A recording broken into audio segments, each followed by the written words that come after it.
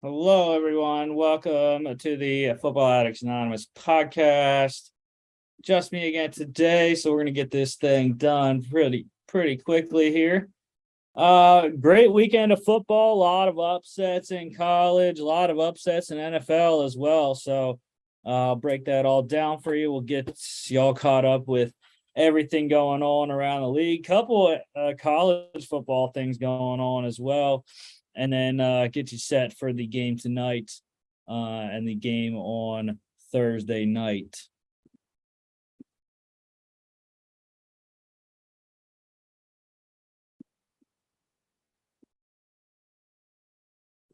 So we had one game we picked on Friday, UTSA 32-10 over FIU. They didn't cover the spread like I thought they would, but they did win handily here by 3 scores.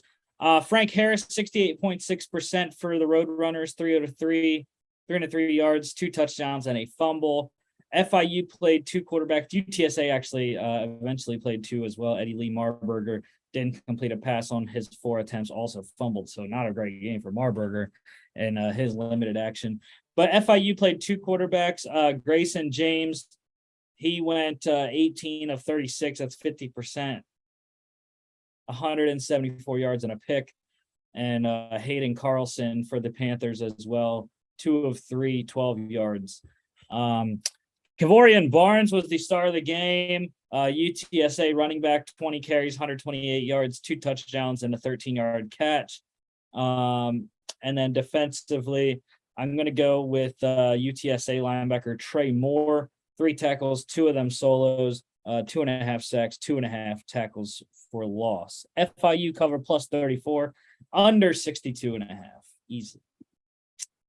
Saturday, we don't got to talk about this game. Number 5, Michigan, 41-17 over number 10, Penn State. JJ McCarthy for the Wolverines, 70.8%, 17-24, 145 yards a pick, 7 carries for 57 yards. Sean Clifford, Penn State, got dinged up in this game late. 7 of 19, 36.8%, 120 yards, 6 carries for 74 yards. And then Drew Aller came in for Clifford, 5 of 10, 50%, 37 yards. So not the game that Clifford needed to have for Penn State to win. They were in this game 14-13 lead, and then 14-16 at halftime deficit for Penn State. So they were in the game. They got outscored 25-3 in the second half, though. So, you can't do that kind of stuff when you're facing a top 5 team, especially on the road.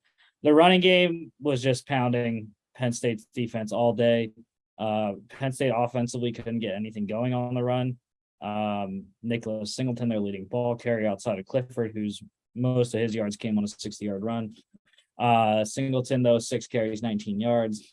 But the running game for Michigan, Donovan Edwards led the way, 16 carries, 173 yards, 2 touchdowns, and a 21-yard catch. Blake Cora, my Heisman future, is looking a lot better now after this game, passing the first of their tests this year.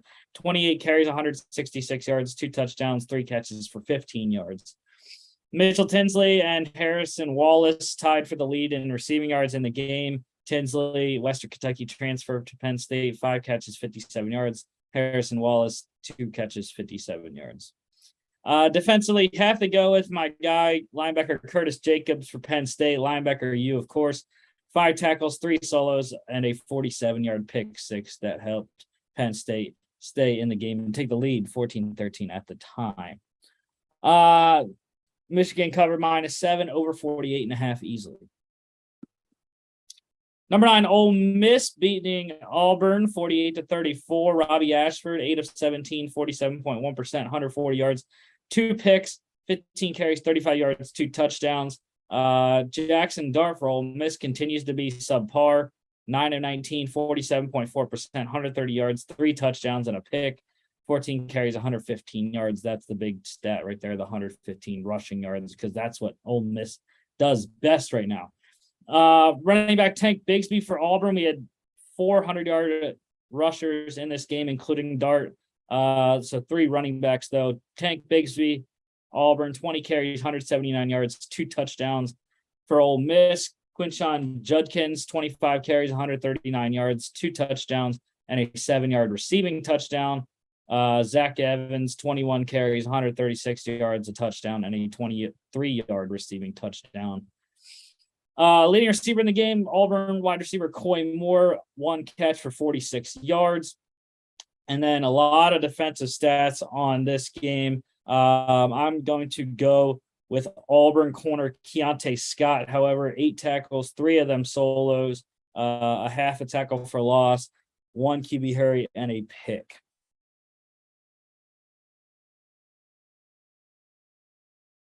Auburn covered plus 16 by 2, and the over 55 easily. A lot of overs hit this weekend in college football. Oklahoma getting back on track, losers of 3 straight, 52-42 over number 19 Kansas. Now Kansas without Jalen Daniels at quarterback. Dylan Gabriel, however, came back for Oklahoma. Did not know he was going to be back for this game, so we kind of lost it on that one. But Dylan Gabriel was fantastic. 69% completion, 403 yards, 2 touchdowns, a pick, 10 carries for 37 yards, a touchdown, and 2 fumbles, however, so 3 turnovers for him, but they held out. And then Kansas quarterback Jason Bean was also very good in Daniels' stead, just like he was last week coming in when he was injured against TCU. 59.3% completion, 265 yards, 4 touchdowns, 2 picks, 10 carries for 41 yards. Eric Gray was a monster in this game for Oklahoma, 20 carries, 176 yards, 2 touchdowns, 2 catches for 13 yards. Also, the other running back for Oklahoma, Javonte Barnes, 21 carries, 69 yards. He also scored 2 rushing touchdowns. Receiving-wise, we had 4 100-yard receivers in this one, 2 for Kansas, 2 for Oklahoma. Kansas wide receiver Lawrence Arnold, 5 catches, 113 yards, 2 touchdowns. Tight end Mason Fairchild, 6 catches, 106 yards, and 2 touchdowns. For Oklahoma, it was wide receiver Marvin Mims, 9 catches, 106 yards, and tight end Braden Willis, 5 catches, 102 yards, and a score.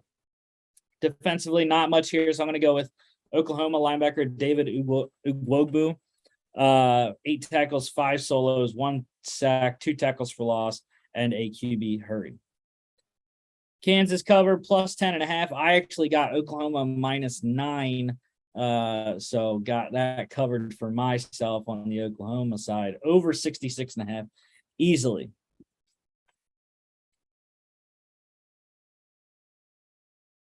Number 22, Texas, 24-21 over Iowa State. Quarterback Hunter Deckers for Iowa State, 69.4% completion, 329 yards, 2 touchdowns and a pick.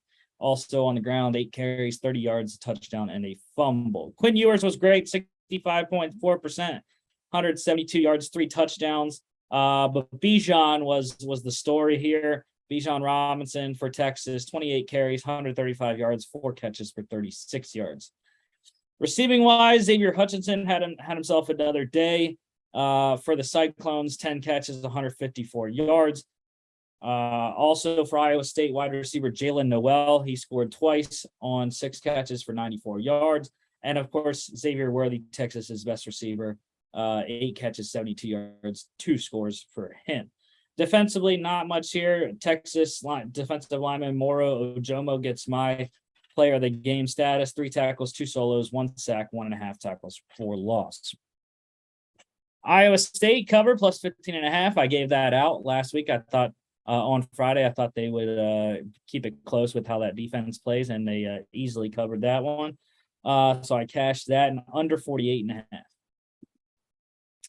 Illinois, 6-1, Illini, 26-14 over Minnesota. Tommy DeVito, 78.1% completion, 252 yards, a touchdown, 3 carries, 17 yards, and another score. For Minnesota, quarterback Tanner Morgan, 4 of 12, 33.3%. Terrible performance for both the Minnesota quarterbacks that played in this game. 21 yards for him, 1 pick, 6 carries for 23 yards, and a touchdown. Quarterback Athan Kaliakmanis for Minnesota came in. He was just as bad, like I said, 2 of 6, 33.3% completion, 17 yards, and 2 picks. Chase Brown was a monster. Yes, 41 carries for Mr. Brown in this game. That is just ridiculous. 180 yards on those carries. Would kind of expect more, but he still averaged 4.4 yards a carry. Still very good. 3 catches for 53 yards and a score as well. He can do it all, catch and run. Running back Mohamed Ibrahim, also a great day for him, as he always does for the Golden Gophers. 15 carries, 127 yards, 1 touchdown, and he also had a 2-yard catch. Leading receiver in the game, Illinois wide receiver Isaiah Williams, 9 catches for 62 yards. And defensively, I'm going to go with Illinois defensive back Sidney Brown, 5 tackles, 2 solos, a pass deflection, a QB hurry, and a pick. Illinois cover plus 4.5, over under 40 pushed. Old Dominion routing Coastal Carolina to give them their first loss, 49-21 on the green turf, mind you. Grayson McCall, 4 quarterbacks played in this game. Grayson McCall for Coastal, 26 of 34, 76.5%, 358 yards, 3 touchdowns. I mean, I don't know what else you want from Grayson McCall. He did everything he possibly could do to get them the win. The ground game was not there, though, for Coastal, as running back Reese White, their leading rusher in the game, 10 carries, 46 yards. Other quarterback playing in this game for Coastal, Jarrett Guest, 1 of 4, 25%, 8 yards. The 2 quarterbacks combined in this game for Old Dominion, Hayden Wolf, 12 of 16, 75%, 180 yards, 2 touchdowns, and DJ Mack Jr. Completed his only pass for a 21-yard score. Also ran it 3 times for 26 yards and a touchdown. The story of the game, though, running back Blake Watson for the Monarchs here, 18 carries, 256 yards, and 3 touchdowns. Coastal had no option. No way of stopping him all day long. 100-yard receiver in this game, Coastal wide receiver Sam Pinckney, 7 catches, 113 yards, and a fumble. A lot of receiving touchdowns to go there. And then defensively, I'm going to go with Old Dominion defensive tackle Denzel Lowry, 5 tackles, 1 solo, 2 sacks, 2 tackles for loss, and a pass deflection. Old Dominion plus 11.5, over 58.5 easily. Not really. 60 points. Or no, it was easily 70 points in this game. Number 1, Georgia, 55-0 shutout over Vanderbilt. It was a great time for Georgia homecoming. Stetson Bennett got back on track, 24-30, 80%, 289 yards, 2 touchdowns. Carson Beck also came in the game. He was great as well. 8 of 11, 72.7%, 98 yards, 2 touchdowns, and a 13-yard carry. AJ Swan, quarterback for Vandy, 12 of 23, 52.2%, 105 yards.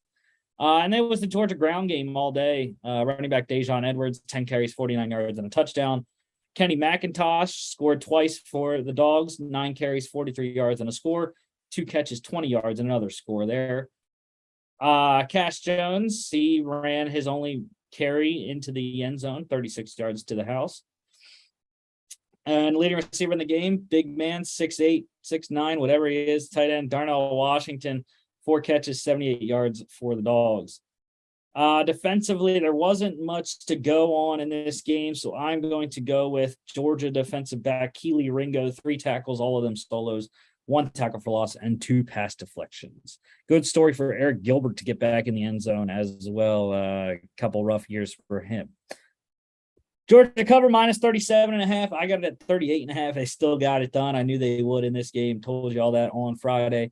And the under 56.5 hits by 1.5. Number 6, Tennessee. This is what everyone's talking about. Number 6, Tennessee, 52-49 over number 3, Alabama. They essentially flipped spots in the poll, I believe, this week. And Tennessee's officially put everyone else in the SEC on notice, especially Georgia.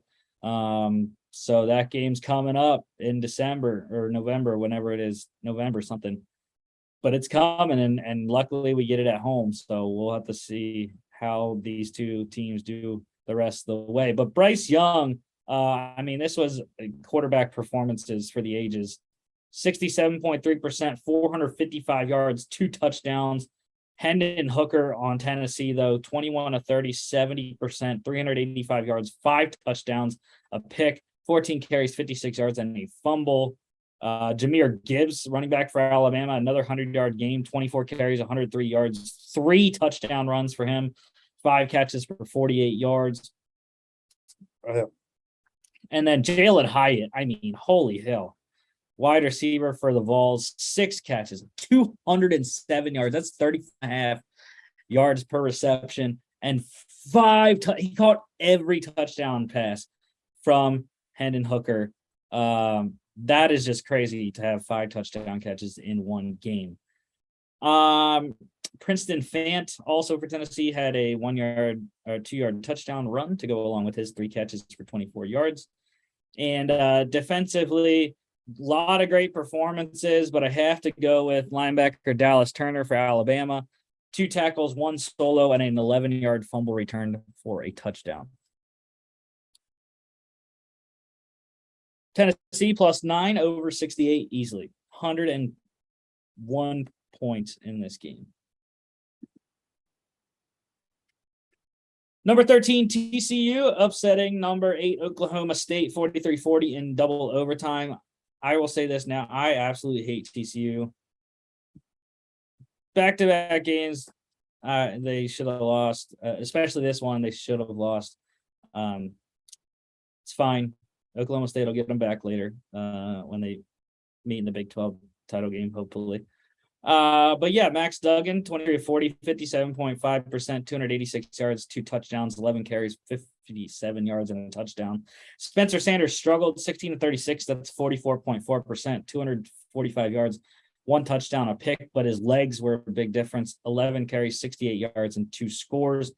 100-yard rusher in this one, TCU running back Kendre Miller, 22 carries, 104 yards, 2 touchdowns, and a 17-yard reception. And then Quentin Johnson continues to be a monster, 8 receptions, 180 yards, and a touchdown. 2 straight games. He's just killed defenses. And then defensively, there weren't many stats here, so I'm going to go with Oklahoma State defensive end Tyler Lacey, 7 tackles, 5 solos, 1 sack, 2 tackles for loss. Oklahoma State did cover, though, +5, over 70.5, easily. 83 in that game. Number 18, Syracuse, upsetting number 15, NC State, 24-9 in the Dome. Garrett Schrader was good, 64% completion, 16-25, 210 yards, 2 touchdowns, 2 picks, 16 carries, 81 yards, a touchdown. No Devin Leary for the Wolfpack. So quarterback Jack Chambers was in, 18-30, 60%, 160 yards, 19 carries, 58 yards. Sean Tucker is a beast for Syracuse. He's their lifeblood running back. 14 carries, 98 yards, a touchdown, 4 catches for 14 yards. Also a beast in this game, wide receiver Aronde Gadsden, the second, 8 catches, 141 yards, 2 scores for the Orange. Defensively, I'm going to go with Syracuse linebacker Michael Jones, 7 tackles, 3 solos, 1 sack, 1.5 tackles for loss. Syracuse covered -3, under 42.5. Liberty, a weird close one against Gardner Webb of all teams, 21-20, a comeback performance by Liberty. Quarterback Bailey Fisher for Gardner Webb, 53.5% completion, 239 yards, 1 touchdown, 2 picks.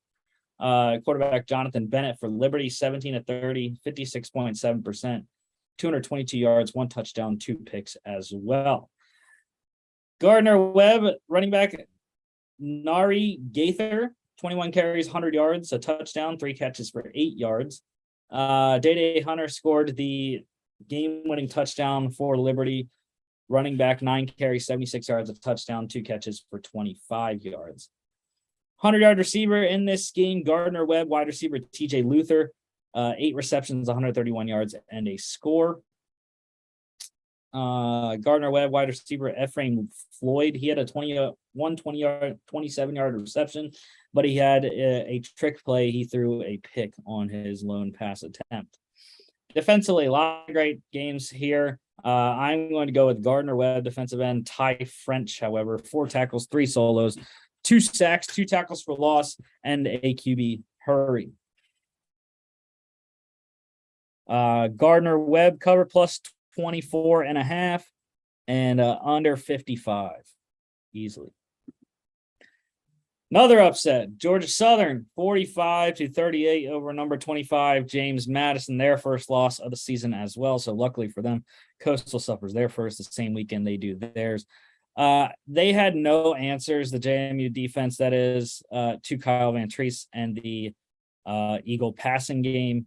38 of 64, 59.4% completion, 578 yards, 4 touchdowns and a pick. Todd Centeio was just as good for JMU, however. 28 of 48, 58.3%, 468 yards, 2 touchdowns. However, he threw 3 picks to Van Treese's 1. That was big difference in this game. 12 carries for 44 yards, and he scored 3 on the ground, so 5 total touchdowns for Todd Centeio in this game. Not enough, however. Running back Percy Agi Obase for the Dukes, 18 carries, 106 yards, 2 catches, 11 yards. Southern really didn't run the ball effectively at all. Jalen White, their leading rusher, 11 carries, 20 yards, 1.8 yards per carry. But he also added 6 catches for 64 yards and a touchdown. 500-yard receivers in this game. Wide receiver Amari Jones for Georgia Southern, 7 catches, 164 yards, 2 touchdowns. JMU wide receiver Reggie Brown, 8 catches, 136 yards and a score. Georgia Southern wide receiver Caleb Hood, 8 catches, 131 yards. JMU wide receiver Chris Thornton, 5 catches, 126 yards. And then Southern wide receiver Jeremy Singleton, 7 catches, 108 yards. Defensively, you got to go with the top guy there, Southern defensive back Derek Canteen, 12 tackles, 7 solos, 1 sack, 1 tackle for loss, 3 pass deflections, and a QB hurry. Also at the mentioned Georgia Southern wide receiver Joshua Thompson. Southern blocked a punt, and he recovered the ball in the end zone for a touchdown. Georgia Southern plus 13, over 67.5 easily. Tulane 6-1, Green Wave 45-31 over USF. Michael Pratt 23-35, 65.7%, 329 yards, 2 touchdowns, 16 carries, 15 yards, and another 2 touchdowns there. USF played 2 quarterbacks. Kentravis Marsh, 7 of 15, 46.7%, 150 yards, 2 touchdowns, and a fumble. I believe because Jerry Bohannon got hurt before that, though, he was 7 of 8, 87.5%. 109 yards, 1 touchdown, 5 carries, 59 yards, and another score. Tajay Spears has been a great player for Tulane all season. 18 carries, 151 yards, 2 touchdowns, and a fumble. Receiver in the game, USF wide receiver Jimmy Horn Jr., 5 catches, 98 yards, and a touchdown. Defensively, I have to go with the USF defensive end Jason Vaughn, a monster all day, 4 tackles, all of them solos. 3 sacks, 3 tackles for loss. But USF linebacker Dwayne Boyles, also a very effective game. 15 tackles, 12 solos, 1 sack, 2 tackles for loss, and a pass deflection. Tulane covered. I cashed that one, minus 12 over 55. LSU 45-35 over Florida. Jaden Daniels for LSU, 71.9%.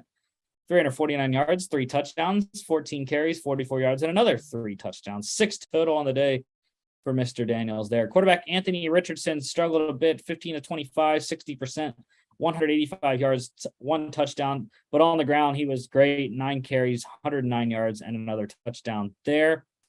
LSU running back Josh Williams, 14 carries, 106 yards, and an 8-yard reception. Florida running back Montrell Johnson Jr., he scored twice on 13 carries for 57 yards, also had 2 catches for 5 yards. Kayshon Boutte, what a coming out game, finally. He has a great game. 6 catches, 115 yards for him in this one.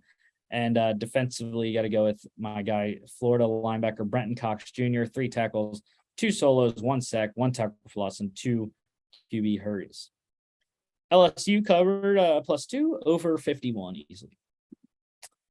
South Alabama, they are 5-1. The Jags 41-34 over UL Monroe. Looks a lot better than the actual score. UL Monroe scored late to get within 1 score. For South Alabama, quarterback Carter Bradley, 75.8%, 420 yards, 3 touchdowns. UL Monroe, quarterback Chandler Rogers, 20-27, 74.1%, 371 yards, 4 touchdowns and a pick, 14 carries, 13 yards there. So quarterbacks, crazy good stats in this game. Leading rusher, South Alabama running back Marco Lee, 15 carries, 93 yards. He scored 2 touchdowns there. And then how about the game? We had 1 200-yard receiver, 3 100-yard receivers. Tyrone Howell for ULM, 9 receptions, 244 yards, and 3 touchdowns there, rivaling Jalen Hyatt's day for Tennessee there. And then South Alabama had 3 100-yard receivers. Devin Voisin, 7 receptions, 141 yards. Colin Lacey, 12 catches, 133 yards, and a touchdown. And then Jalen Wayne, 5 catches, 127 yards, and 2 touchdowns there. Defensively, going to go with UL Monroe linebacker Tristan Driggers for my defensive player of the game. 8 tackles, 5 solos, 1 sack, 2 tackles for loss. ULM cover +17 over 51 easily. Number 4, Clemson, 34-28 over Florida State. Quarterback Jordan Travis for FSU, 57.1%, 254 yards, 2 touchdowns, 14 carries, 64 yards, 1 touchdown, and a fumble. DJ Uiagalelei for Clemson, not the greatest day for my Heisman bet there, but 65.2%, 15 of 23 passing, 203 yards, 3 touchdowns. That's a good number there. 14 carries, 26 yards, and another score on the ground. Will Shipley was great for the Tigers all day, though.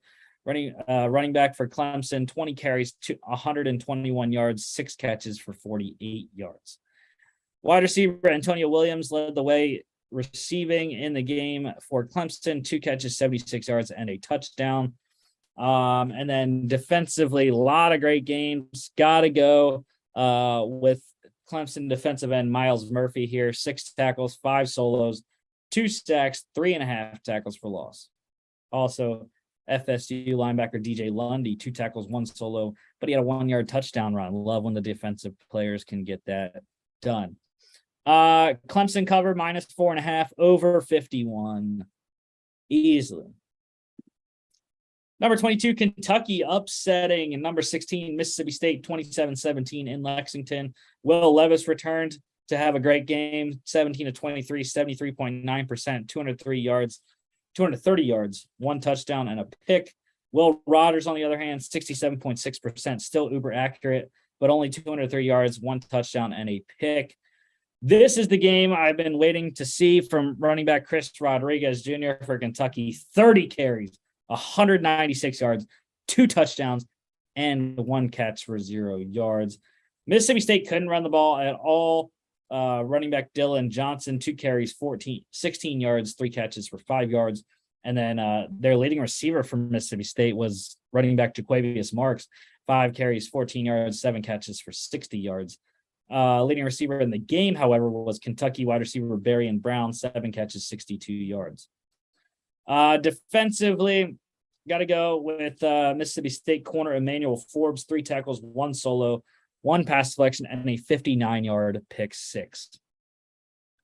Kentucky +3.5, under 50.5. Number 20, Utah, 43-42 upset over number 7, USC. Cam Rising for Utah, 30-44, 68.2%, 415 yards, 2 touchdowns, 11 carries, 60 yards, and another 3 scores, so 5 total for him. 5 total for Caleb Williams as well, 25 of 42, 59.5% completion, 381 yards, 5 touchdown passes, 8 carries for 57 yards. Travis Dye, your leading rusher in the game for USC, 11 carries, 76 yards, 1 touchdown, 3 catches for 43 yards. And then how about the game for tight end Dalton Kincaid? He was everything for Utah, passing the ball. 16 receptions, 234 yards, and a touchdown reception there.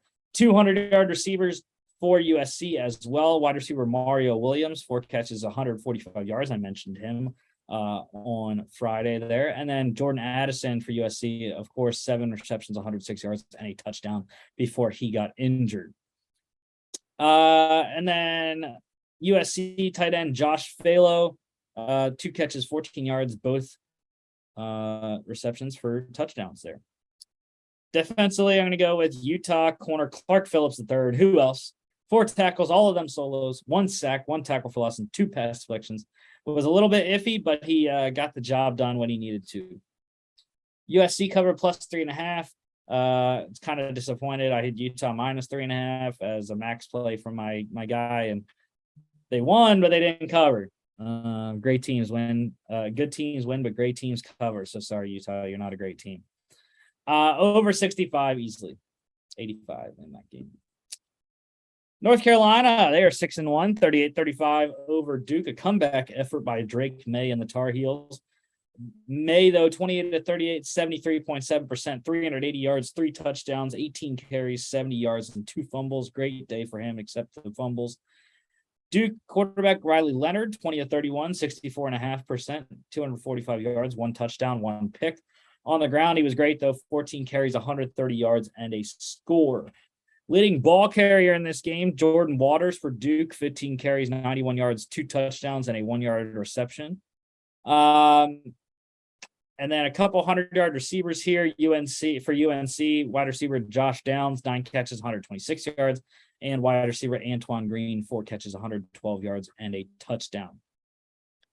Defensively, got to go with UNC defensive back DeAndre Boykins, 7 tackles, 5 solos, 1 sack, 1.5 tackles for loss, and a QB hurry. Duke cover plus 7, over 69. Oregon State, 24-10 over Washington State. Cameron Ward struggled mightily, 25 of 54, 46.3% completion, 345 yards, 1 touchdown and a pick. Bengal Branson wasn't much better for Oregon State, 12 of 24, 50% completion, 141 yards, 1 touchdown and a pick, 4 carries for 10 yards. But the Beavers got a lot of help from running back Damian Martinez, 16 carries, 111 yards. Great day for him. And they also got linebacker Jack Coletto. While he didn't have any defensive stats in this game, he was offensively carried it 6 times for 14 yards, and he got 2 touchdowns off of those 6 carries. Washington State wide receiver Robert Farrell, the only 100-yard game here, 5 catches, 131 yards.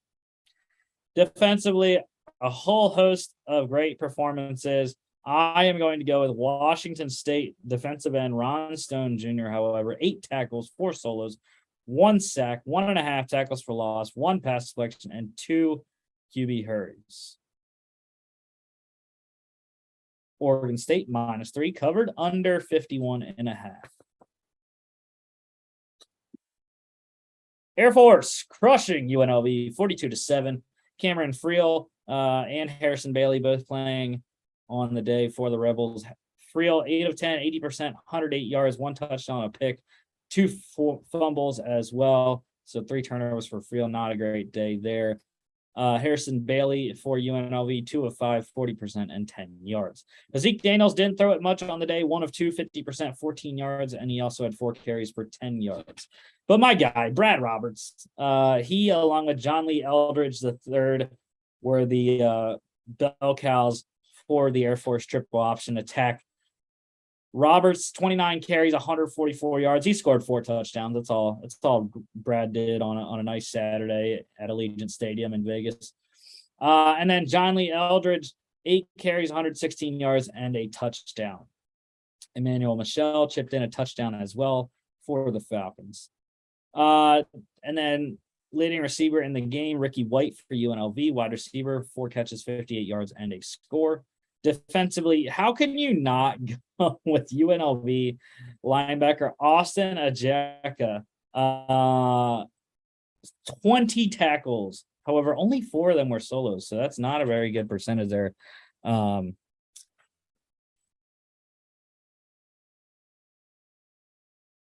For Ajaka, only 20% of his total tackles solos. Air Force cover minus 10.5. I think I said about that on Friday to take the 10, which I did, and it smacked. Under 50, however, hits by 1. Oh, that's tough for overbettors there. Fresno State, a surprise upset over San Jose State, even though Fresno at home 17-10. Chevin Cordero, 22 of 44, 50%, 294 yards, 1 touchdown and a pick. Logan Fife was good for the Bulldogs, 22 of 32, 68.8%, 230 yards, 1 touchdown and a pick. Also had a fumble. Leading rusher in the game, running back Jordan Mims, Fresno State, 16 carries, 71 yards and a touchdown. 100-yard game here, San Jose State wide receiver Elijah Cook, 7 catches, 140 yards and a touchdown. And then defensively, David Perales, the defensive end for Fresno, was everywhere. I mean, Chevin Cordero is probably having nightmares about him still. 5 tackles, all of them solos. He had 4 sacks, 5 tackles for loss, and 1 pass deflection. Just a monster of a game for Perales. Fresno State +7, under 47 easily. FCS game of the week, also the battle for the Dakota marker. I mean, holy crap. How did this even happen? Number 2, South Dakota State getting it done at the Fargo Dome, upsetting number 1 North Dakota State 23-21 in a comeback effort. I turned this game off because I just thought North Dakota State looked very good. They were running the ball well with Hunter Luepke, and I thought they had it in hand. It was 21-7 in the second quarter. South Dakota State resiliency shut out North Dakota State in the second half, scored 16 unanswered, and got the job done. So yeah, great job, Jackrabbits. Mark lone wolfed them, so he's going to get a win on that one. And Cam Miller for North Dakota State, 17-22, 77.3%, 227 yards, 2 touchdowns, 8 carries for 19 yards and a score. I mean, I don't know how much else you can ask for your quarterback, North Dakota State.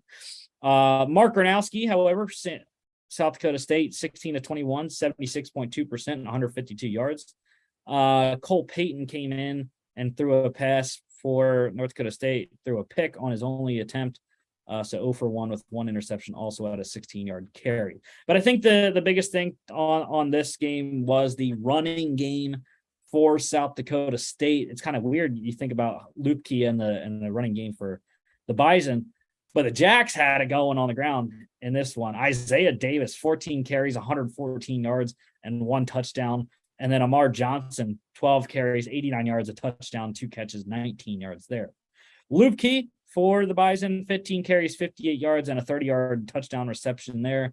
Leading receiver in the game, South Dakota State wide receiver Jaden Yonke, 7 catches, 83 yards. And then North Dakota State wide receiver DJ Hart, 4 catches, 59 yards, and the score. Leading receiver for the Bison. And since we don't have tackle stats for the FCS games, we do get interception stats and fumble recovery stats. No fumble recovered, defensive fumble recoveries in this game, but we did have a pick. So safety Colby Herter, South Dakota State, got his interception here. South Dakota State +4, under 46. NFL week 6 here. Steelers upset 20-18 over the Buccaneers in Pittsburgh. Tom Brady, 62.5% completion, 243 yards and a touchdown.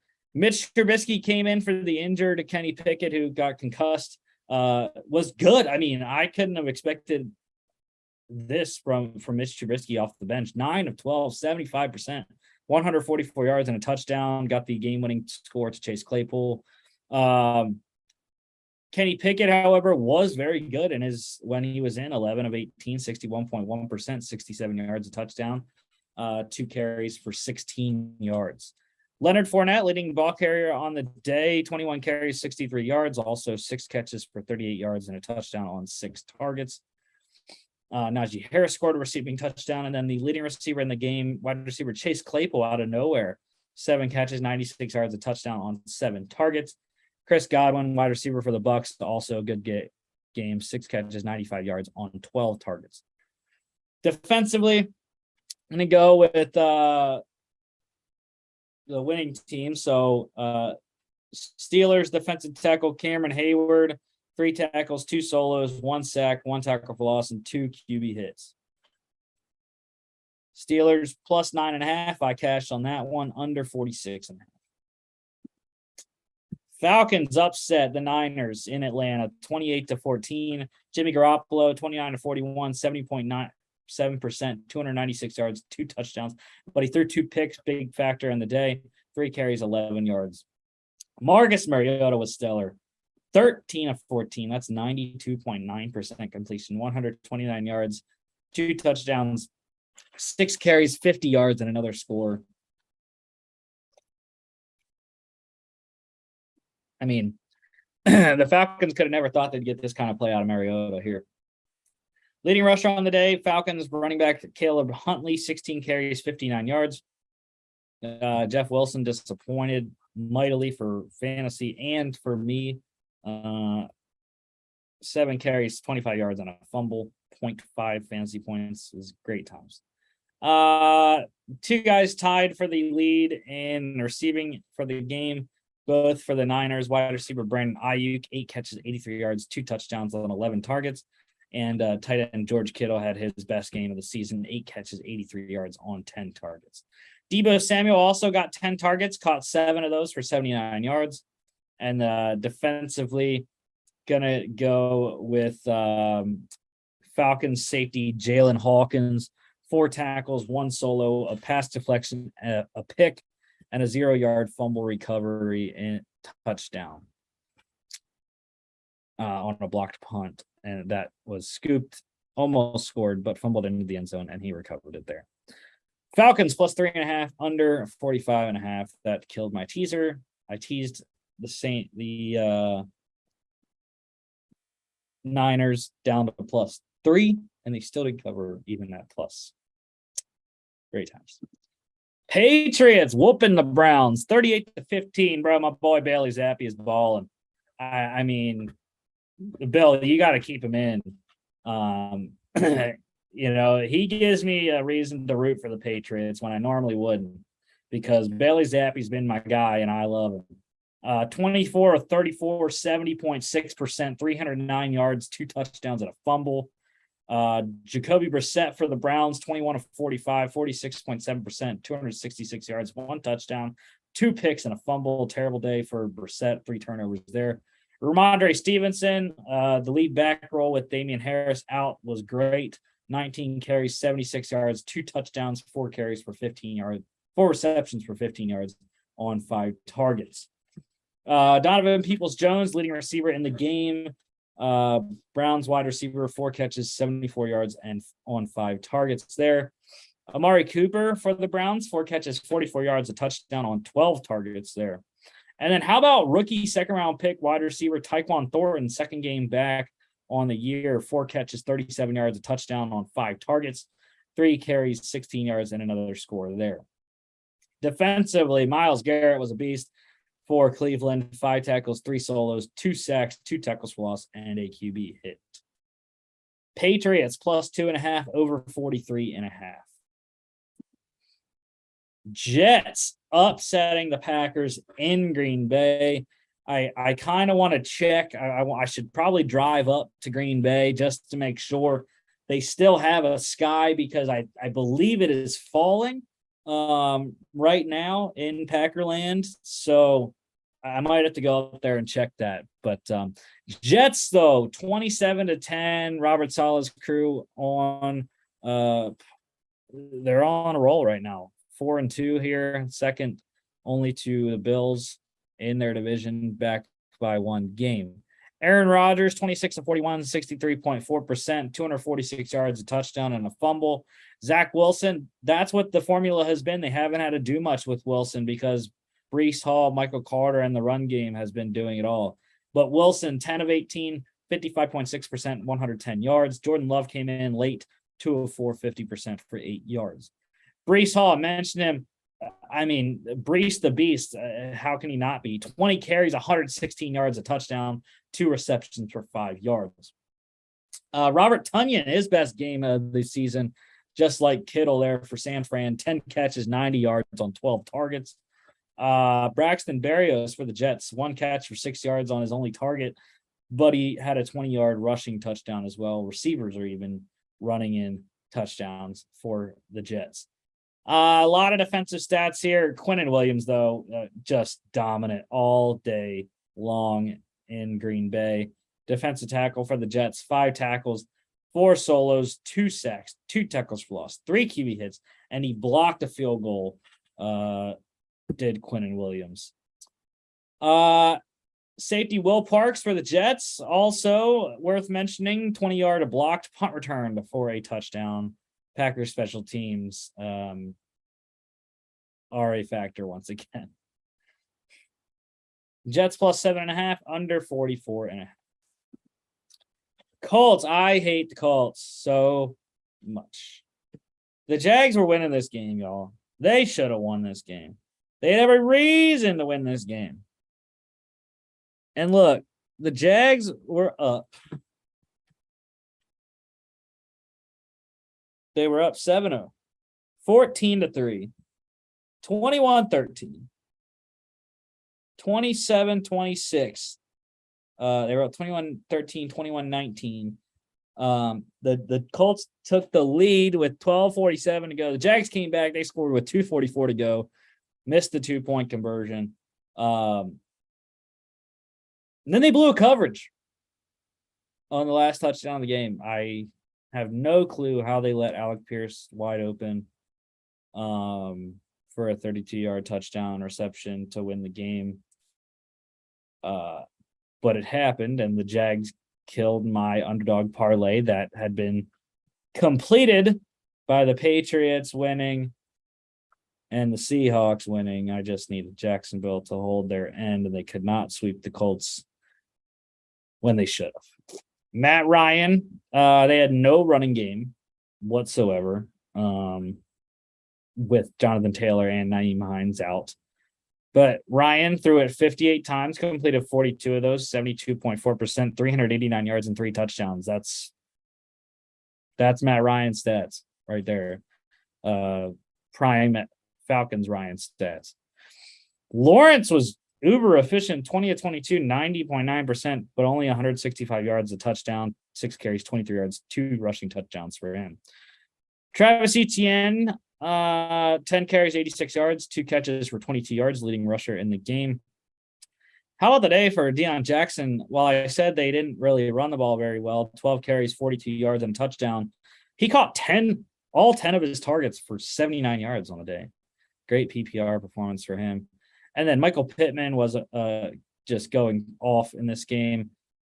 13 receptions, 134 yards on 16 targets. Colts wide receiver Paris Campbell also got 11 targets. He caught 7 for 57 and a touchdown.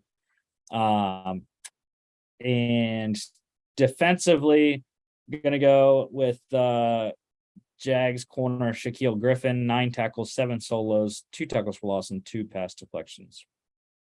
Colts cover -1.5, over 41. I cashed on that. Vikings 24-16 over the Dolphins. Teddy Bridgewater had to come in. Skylar Thompson injured his right thumb. So Teddy, 23 of 34, 67.6%, 329 yards, 2 touchdowns, 2 picks, and a 10-yard run. Kirk Cousins, 66.7%, 20 of 30, 175 yards, 2 touchdowns. Skylar Thompson, I thought was great when he was in. 7 of 13, 53.8%, 89 yards. Doesn't look that great, but I thought he played well, was keeping the Dolphins in it. Teddy Bridgewater struggled when he first came in, got better as the game went on, ended up getting them to within 1 score. Dalvin Cook, leading ball carrier on the day, Vikings running back, 13 carries, 77 yards, a touchdown, and a 6-yard reception. 300-yard receivers in the game. Tyreek Hill for the Dolphins, 12 catches, 177 yards on 15 targets. Jalen Waddle for the Dolphins, 6 catches, 129 yards on 10 targets. But he had a key fumble that lost the Vikings the game. They were down 21?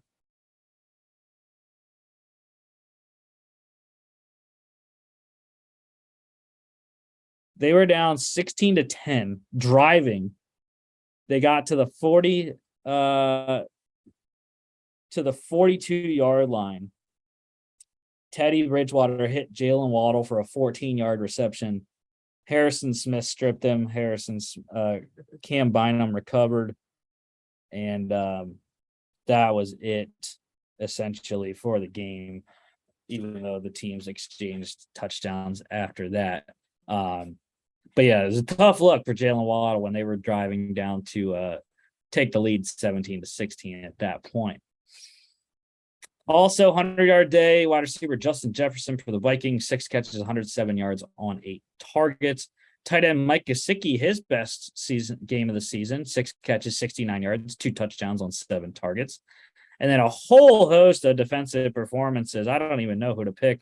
I think I got to go with Vikings linebacker Zadarius Smith, though. 4 tackles, 3 solos, 2 sacks, 2 tackles for loss, and 4 QB hits for Zadarius. Great free agent addition from the Packers this offseason. Vikings cover -3. I gave that out on Friday and under 45. Bengals had no right to win this game, 30-26. The issue was the Saints were kicking field goals all day instead of scoring touchdowns.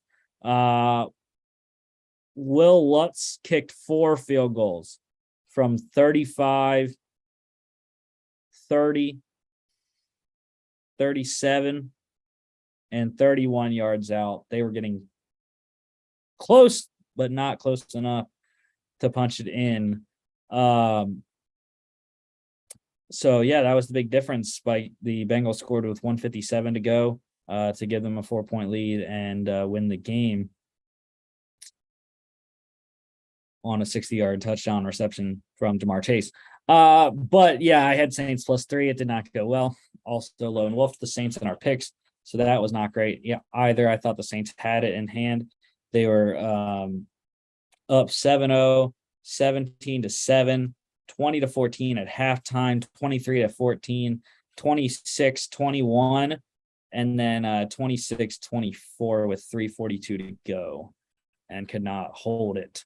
Joe Burrow, 75.7%, 300 yards, 3 touchdowns, 4 carries, 25 yards, and another score, 4 total for Joey B on the day. Andy Dalton, 17-32, 53.1%, 162 yards and a touchdown.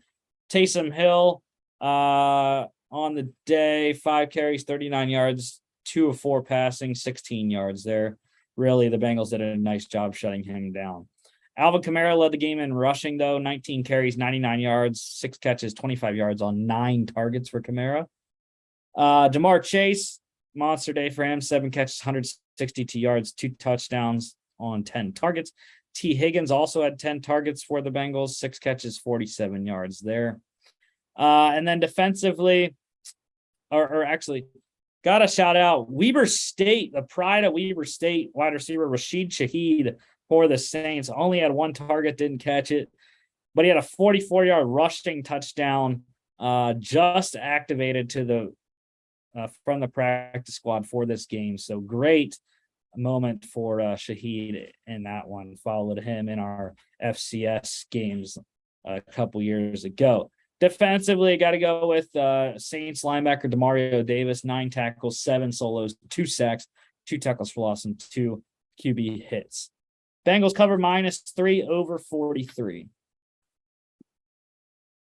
Giants 24-20 over the Ravens. Surprise comeback from the G-Men at MetLife Stadium. They were down 20-10 in the fourth quarter, 12:54 to go. They scored a touchdown, 6:01 to go.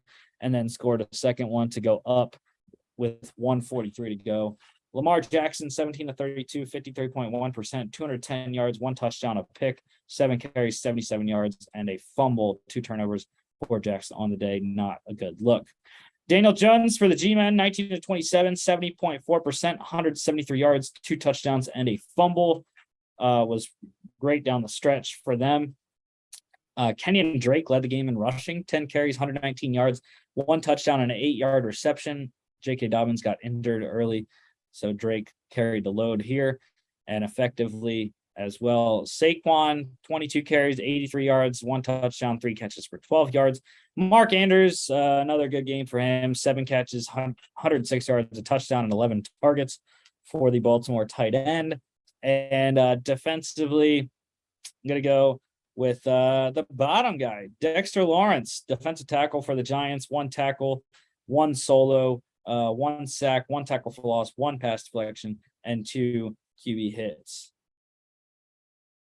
Giants plus 5.5, under 45.5 by 1.5. Rams 24-10 over the Panthers. They are now 500. Matthew Stafford, 26 to 33, 78.8%. Great efficiency there. 253 yards, 1 touchdown, and a pick. Ended up being a pick 6. Quarterback PJ Walker started for the Panthers with Sam Darnold still on IR. Baker Mayfield injured as well. Not bad. 10 of 16, 62.5%, 60 yards. No scores there, though. No turnovers for PJ as well. Great job. Jacob Eason got in late when Walker went down with an injury. 3 of 5, 60%, 59 yards, and a pick. Christian McCaffrey, your leading rusher on the day. 13 carries, 69 yards, 7 receptions, 89 yards on 8 targets. That's the PPR McCaffrey we all love to see, even though they're not scoring touchdowns. He's not scoring touchdowns, and they're not scoring a lot of points offensively. Cooper Kupp led the way in receiving. Why? How would he not? 7 catches, 80 yards, and 8 targets.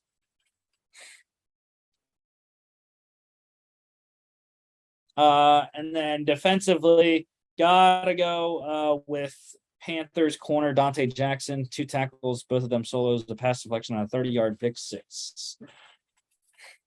Rams covered -10 and gave that one out on Friday as well, under 41. Seahawks upsetting the Cardinals 19-9 in Seattle. Kyler Murray, 62.2%, 222 yards, 1 pick, 10 carries, 100 yards, and a fumble. Geno Smith, not as great as he has been, but still got it done. 64.5%, 20 of 31, 197 yards, 6 carries for 48 yards. Kenneth Walker III, look at his first game as a starter in the NFL. 21 carries, 97 yards, a touchdown, 2 catches for 13 yards. Tight end Zach Ertz, leading receiver on the day, 7 catches, 70 yards on 10 targets for Arizona. Rondale Moore also got 10 targets for the Cardinals, 6 catches, 49 yards. Also want to shout out Noah Fant, his best game of the season. A lot of tight ends having their best game of the season this weekend. For best game in his first season with Seattle, 6 catches, 45 yards on 7 targets. Defensively, I'm going to go with Cardinals linebacker Zaven Collins, set 9 tackles, 5 solos, 2 sacks, 2 tackles for loss, 1 pass deflection, and 2 QB hits. A lot of great defensive stats in this one. And then Cardinals safety Chris Banjo, 1 tackle, it was a solo, and a 0-yard fumble recovery of a touchdown. Michael Dixon, the punter for the Seahawks, muffed the snap in his own end zone. Banjo recovered it there. Seahawks plus 2.5. We all got our dog right there. They went outright, under 50.5 easily. What a game. Bills 24-20 win it in Arrowhead. Patrick Mahomes, 62.5%, 338 yards, 2 touchdowns. 2 picks were key picks for Buffalo, 4 carries for 21 yards. Josh Allen for the Bills, 67.5%, 329 yards, 3 touchdowns, 12 carries, 32 yards, and a fumble. Devin Singletary, leading rusher on the day, 17 carries, 85 yards, 4 catches, 22 yards on 5 targets for the Bills running back. Chiefs really couldn't run the ball most of the day. Clyde Edwards-Helaire, 9 carries, 33 yards. 300-yard receivers in this one. Stephon Diggs went crazy, 10 catches, 148 yards, a touchdown on 13 targets. Juju Smith-Schuster, his best game as the Chief, 5 catches, 113 yards, a touchdown on 5 targets, to my fantasy team's dismay. And then tight end Travis Kelce, again, another great game, 8 catches, 108 yards on 10 targets. Defensively, got to go with Von Miller for the Bills, linebacker, 4 tackles, all of them solos, 2 sacks, 2 tackles for loss, 2 QB hits. He has been a great addition for Buffalo. Bills cover -2.5, under 54. And like I said, those 2 picks, one was in the end zone for Kaiir Elam, rookie first-round pick. The second was Teron Johnson, who picked Patrick Mahomes off while they were driving to go try to win the game. Sunday Night Football, the only undefeated team in the league. Yes, the Philadelphia Eagles are 6-0, 26-17 over the Dallas Cowboys in Philadelphia. Cooper Rush, 18 of 38, 47.4%, 181 yards, 1 touchdown, 3 picks. Were great interceptions early on for Philly. 2 of them early on, 1 late that sealed it. Quarterback Jalen Hurts for Philly, 15 of 25, 60%, 155 yards, 2 touchdowns, 9 carries for 27 yards. Zeke Elliott, he led the way rushing for the game. Cowboys running back, 13 carries, 81 yards, and a touchdown, 1 reception for 5 yards. CeeDee Lamb's your leading receiver in the game. Cowboys, 5 catches, 68 yards on 10 targets. A.J. Brown scored. Devontae Smith scored as well. And then defensively, got to go with a great acquisition for Howie Roseman just before the season started. Eagles safety C.J. Gardner Johnson, 4 tackles, 3 solos, 2 pass deflections, and 2 picks. James Bradbury also had a great game with 4 pass deflections to go along with 3 tackles, which all of them were solos. Eagles covered -7 over 42.5 by the hook. NCAA news.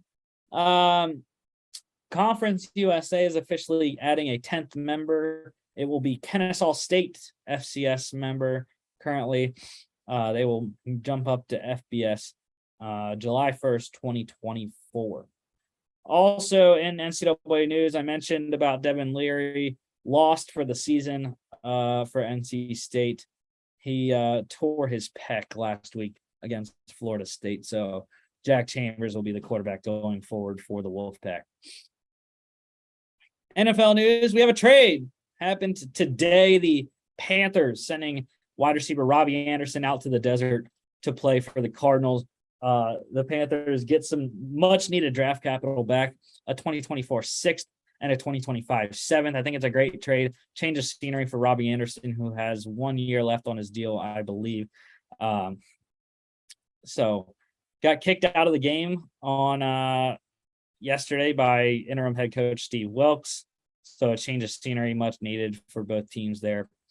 Happy that I picked him up, though, in fantasy. Hopefully he does some stuff in Arizona. General news here, free agent wide receiver Deshaun Jackson. He said he is not retired and that he wants to return to playing. So he mentioned a list of 4 teams: the Eagles, the Packers, the Ravens, or the Rams. He sees those all 4 teams. He's trying to ring chase and get one. So he sees all 4 of those teams as Super Bowl caliber teams.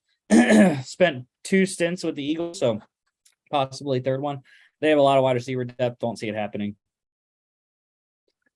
The Packers need receivers, definitely. I can definitely see that one. And he does have a visit with the Ravens tomorrow, so he could possibly join a team. 35-year-old there could be going to Baltimore. And then also the Rams. He said that kind of ended a little sticky, so might not be an option this time around. The Panthers traded Robbie Anderson already. They're listening to trade offers, though, for running back Christian McCaffrey. I'd hate to see it happen. He's a franchise cornerstone. But a team acquiring McCaffrey, his remaining contract looks like this. 2022 is a guaranteed $1.035 million against the cap. 23 is $12 million, 24 is $12 million, and 25 is $12.2 million. And only the 2022 cap hit is guaranteed. However, defensive end Brian Burns and wide receiver DJ Moore for the Panthers, they are not available, likely not available, as they see those two as franchise building blocks and pieces that would attract a new coach. The Rams, they are seeking a trade partner for running back Cam Akers.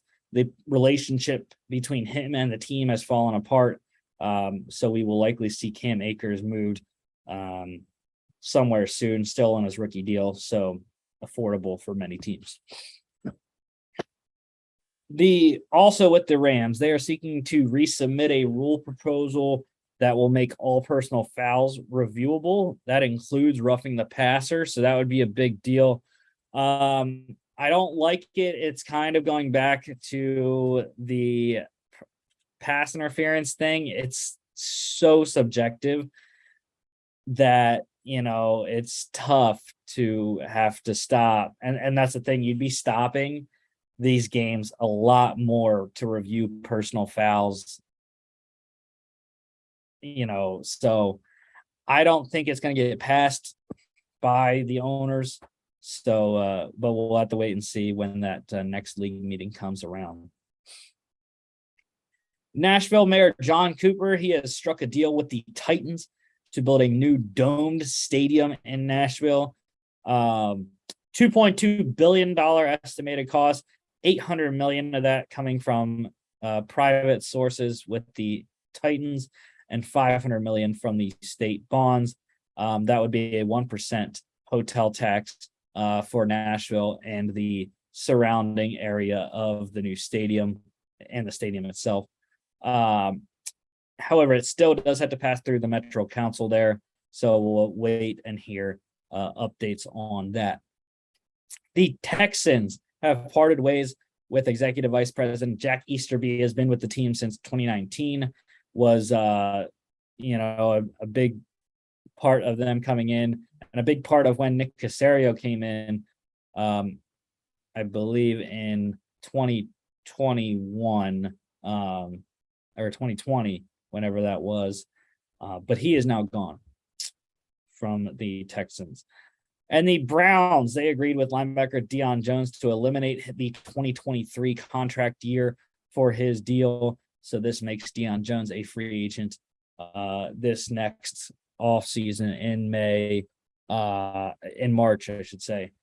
And he has now 11 games, plus if the Browns make the playoffs, to prove his market worth. Some IR moves. The Saints placed wide receiver Deontay Hardy on IR. The Niners did the same with defensive tackle Javon Kinlaw. IR activations. The Browns, before their game yesterday, they activated corner Grady Williams from IR. And Broncos, they are getting a lot of help tonight. They activated all-pro safety Justin Simmons, rookie tight end Greg Dulcich, and corner Michael Ojemedia from IR. Getting all three of those guys back tonight will be a big boost, especially defensively against Mike Williams, possibly Keenan Allen. Not sure what his game status is just yet.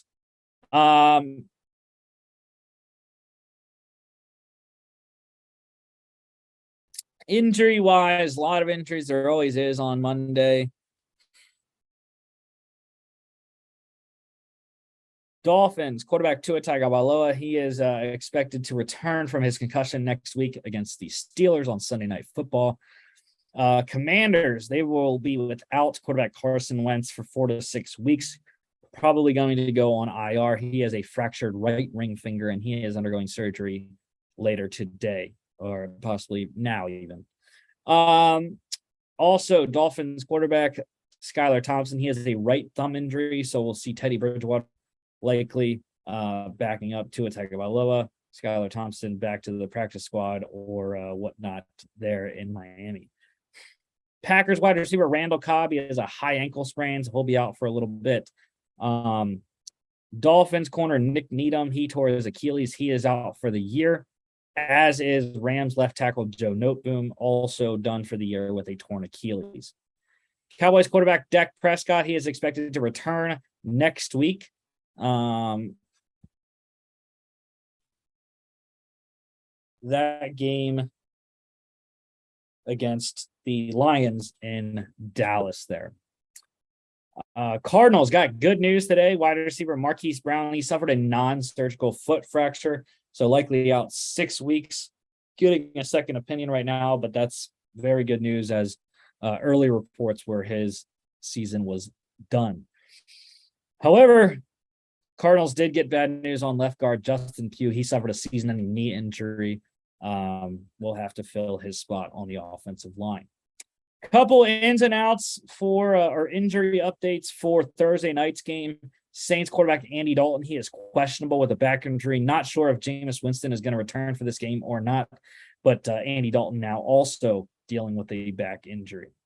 And then Saints rookie wide receiver Chris Olave, he will be good to go for Thursday night. He was not on the injury report today, so Saints will at least have Chris Olave back for whoever is playing quarterback on Thursday. And one transaction, the Bills, they released linebacker Andre Smith. He is coming off a suspension today. Saints also waived wide receiver Kawan Baker, coming off his 6-game suspension today as well. Pick standings. Look who's at the top. The guy that's a fan of the only undefeated team in the league. 8-4. Yeah, I lone wolfed Carson Wentz and the Washington Commanders on Thursday. We all got the Chiefs right on Monday against the Raiders. So, yeah, my lone wolf of Washington got me to the top spot. I am now 1 game ahead of Mark at 8-4. 2 game Mark's at 7-5. Logan at 6-6, and Peter still below 500 at 5-7. So tonight, in about 2 hours here, the Broncos at the Chargers. I'm on the Broncos spread plus 4.5, but we're all in the Chargers to win the game. However, I think they can get it done. The defensive help, like I said, with Ojemediah and Justin Simmons should help a lot. And I think Dulcich at tight end could be a big boost for Denver. Kind of kills my Eric Saubert 2+ receptions. However, I hope he can still get that. But yeah, I think Justin Herbert has a good game, and it's going to be a tight one. But give me LA, and we're all on the Chargers here. Over under here is 45.5. I have to go with the under, and this one is at 8:15 p.m. on ESPN. Thursday night, Saints at the Cardinals. Both teams 2-4. Cardinals getting 2 at home. I will take that number as it currently stands. Over under is 44.5. Yeah, I mean, I would think that it's going to go over. I think. I'm not sure. It depends who plays quarterback for the Saints. We'll have to see. Peter doesn't care about that quarterback situation. He is lone wolfing New Orleans. We are all on the Cardinals, however, Logan, Mark, and I. So good luck to you, sir, Peter, in your lone wolf on Thursday night. But I just think DeAndre Hopkins coming back. They get Robbie Anderson. I don't think he'll play with having that limited of time. Probably only 2 days to get prepped, tomorrow and Wednesday. So I don't think Robbie Anderson will play. If he does, it'll be limited snaps. They're not going to have Marquise Brown. So it'll be DeAndre Hopkins that'll have to dominate against Marshawn Lattimore and co., which I think he will in his first game back. He'll be fresh, and the connection will still be there with Kyler Murray and D-Hop. 8:15 Prime Video. Next week, we'll be back looking at the Week 7 conclusion.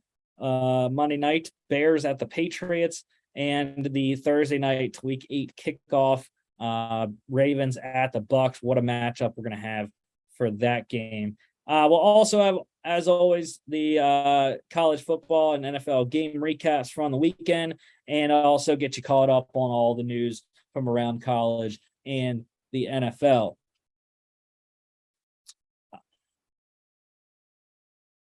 Don't forget to follow us on all our social media at FAA Podcast on Instagram and Twitter, at FAA_bets is our betting account, and then FAApodcast.com is our website.